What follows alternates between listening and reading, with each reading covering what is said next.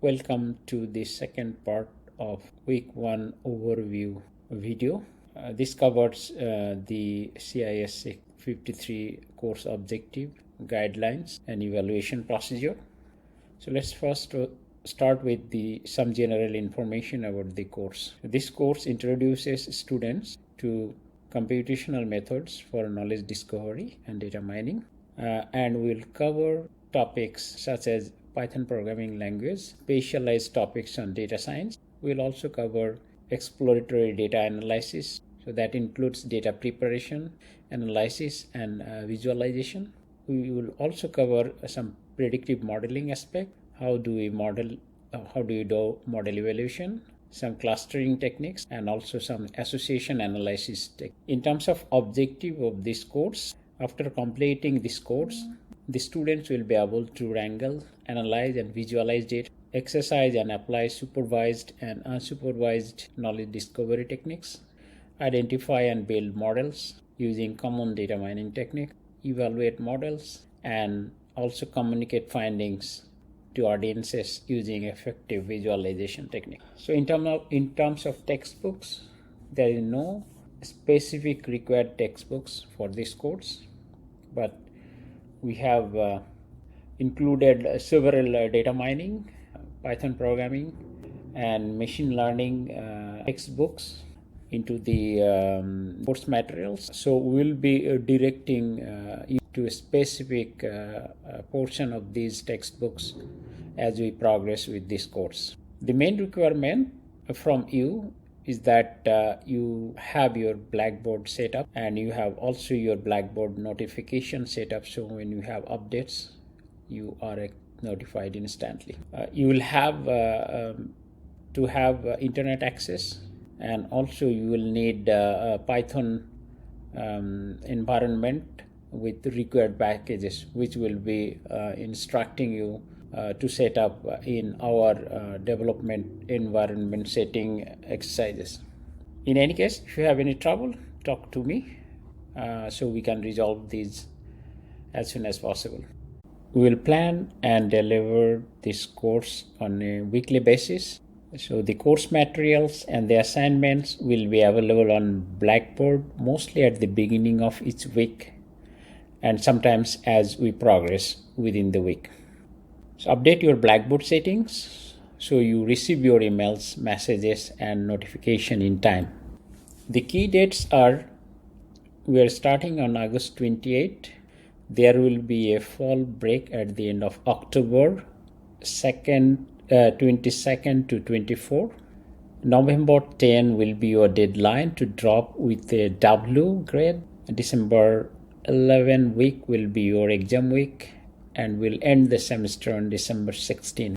So I'll be mostly available in my office at Allendale, D216, and the afternoon on the health campus only on Wednesday from 5:30 to 6:30 p.m. As this is an online course, we'll be meeting mostly online. But if you have some time, we can also meet in person.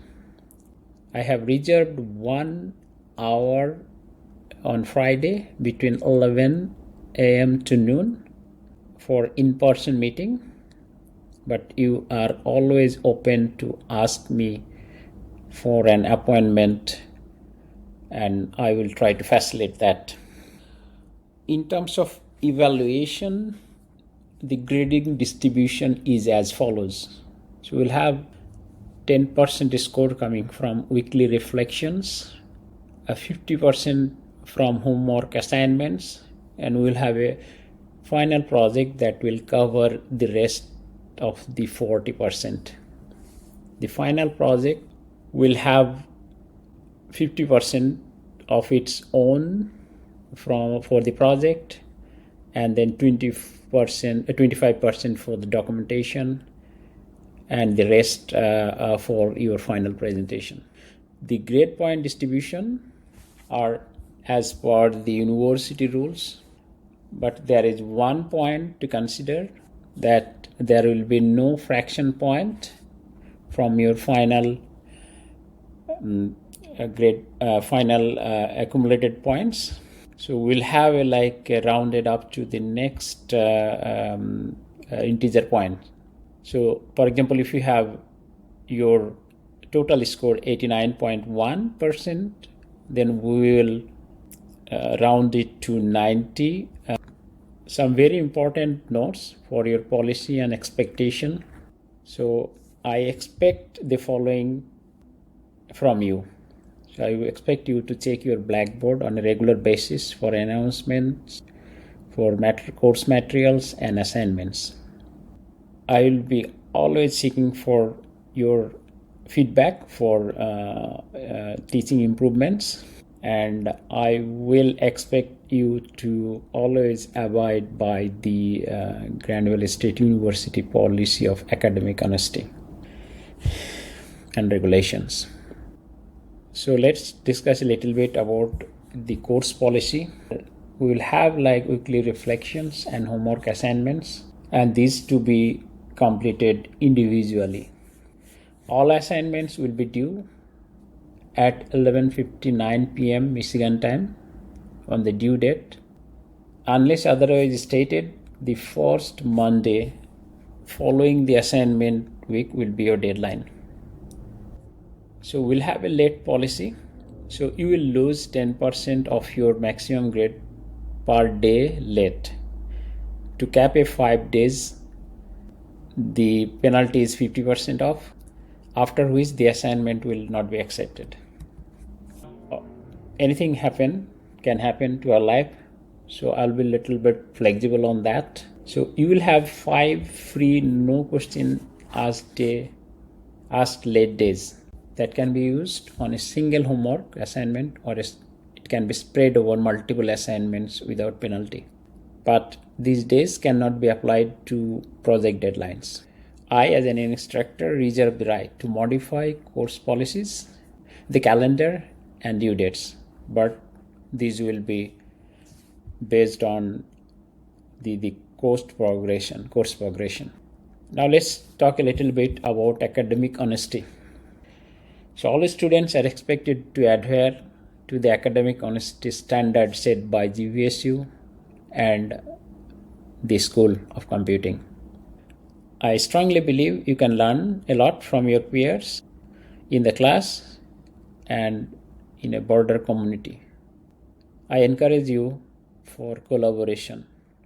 However, do not mistake this as a license to cheat. Learning from and with your peers is encouraged, but passing their homework off as your own is strongly prohibited. Document collaboration. No electronic transfer of code between students is permitted. Code used from internet must be cited. Reference code should not solve the entirety of an assigned problem or project.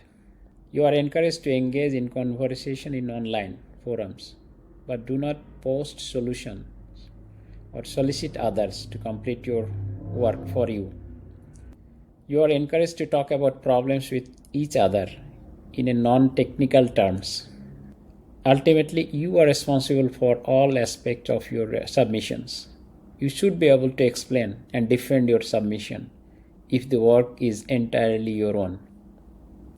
Here, I must acknowledge that these course materials I have been sharing with you are in most cases adapted from the last year instructor, Dr. Alex, and another instructor from another course, Dr. Christian. So I give full credit to them for helping me developing this course. Finally, I share some useful resources that might be useful to you in any case from Technical Writing Center, Speech Lab, Disability Support, and CIS observations. I hope this you find useful.